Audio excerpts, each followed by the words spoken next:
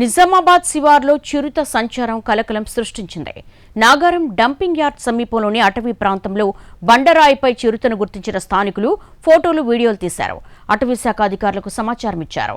చిరుత సంచారంతో Nagaram colony వాసులు ఆందోళనకు గురవుతున్నారు. చిరుతను త్వరగా పట్టుకోవాలని కోరుతున్నారు. చిరుత సంచారాన్ని ఫారెస్ట్ అధికారులు కూడా నిర్ధారించారు. అటవీ ప్రాంతం గుండా వెళ్లేవారు జాగ్రత్తగా ఉండాలని సూచించారు. నిజామాబాద్లో చిరుత సంచారానికి సంబంధించిన మరింత సమాచారాన్ని మా ప్రతినిధి బాలాకుమార్ అందిస్తారు. నిజామాబాద్ నగర శివార్లోని నాగారంలో చిరుతపులి సంచారం తీవ్ర కలకలం సృష్టిస్తుంది.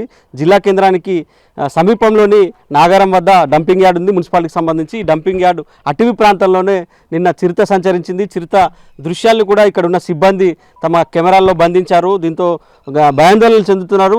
అటవీ శాఖ అధికారులు ఒక సింగిల్గా వెళ్ళొద్దు, గుంపుగా వెళ్ళాలి, గుంపుగా ఉండాలంటూ సూచనలు అయితే చేస్తున్నారు. ఇక్కడ డంపింగ్ యార్డ్ సిబ్బంది ఉన్నారు. సో నిన్న ప్రత్యక్షంగా చూశారు. ఎట్లా చిరుతపులి ఎట్లా కనిపించింది, ఎక్కడ ఉండేది అసలు?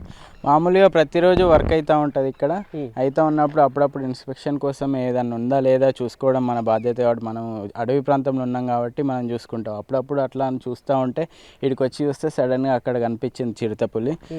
సో మేము అందరిని పిలిచి మేము ఆ రూమ్లోకి వెళ్ళిపోయాము. లాక్ వేసుకొని మళ్ళీ వేసుకున్నాం. తర్వాత ఇక్కడ పక్కనే మన ఊరు జనాలు ఉంటారు కదా, వాళ్ళకి ఫోన్ చేసి రమ్మనడం జరిగింది. అదేవిధంగా ఫారెస్ట్ అధికారులకి, మున్సిపల్ అధికారులకి ఫోన్ చేసి చెప్పడం జరిగింది.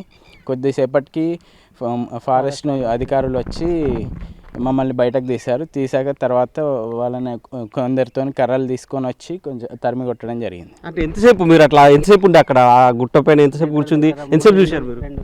ఒక 4-4:30 ప్రాంతంలో అది నేను చూడడం జరిగింది. అక్కడ చూశాక మేము ఒక 6:30 వరకు అక్కడే కూర్చొని ఉంది.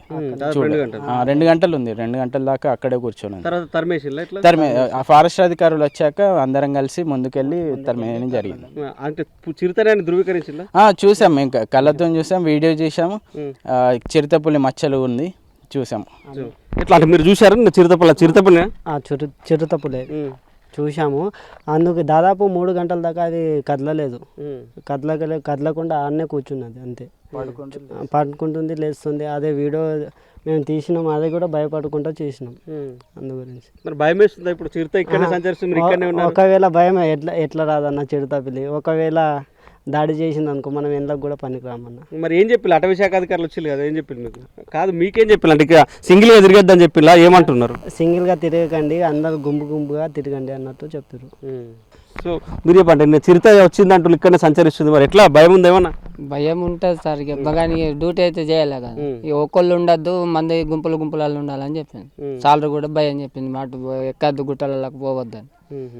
చిరుతపులే ఎప్పుడు కనిపించలే, ఫస్ట్ టైం కనిపించింది. అది రెండు సంవత్సరాలు అవుతుంది నేను డ్యూటీ చేయటి.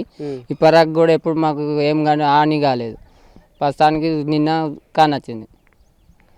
రైట్. సో ఇది మొత్తం మీద అయితే డంపింగ్ యార్డ్ సిబ్బంది అయితే ప్రత్యక్షంగా చిరుతపులిని చూశారు, వాళ్ళ కంటపడింది. దీంతోనే వాళ్ళు కూడా భయాందోళనకు గురవుతున్న పరిస్థితి అయితే కనిపిస్తుంది. అటవీ శాఖ అధికారులు స్పందించి బోన్ని ఏర్పాటు చేయాలని విజ్ఞప్తి చేస్తున్నారు. ఇది ఇక్కడ తాజా అప్డేట్. కెమెరామెన్ రవిచరణ్తో Balakumar, NTV, Nagaram dumping yard నుంచి.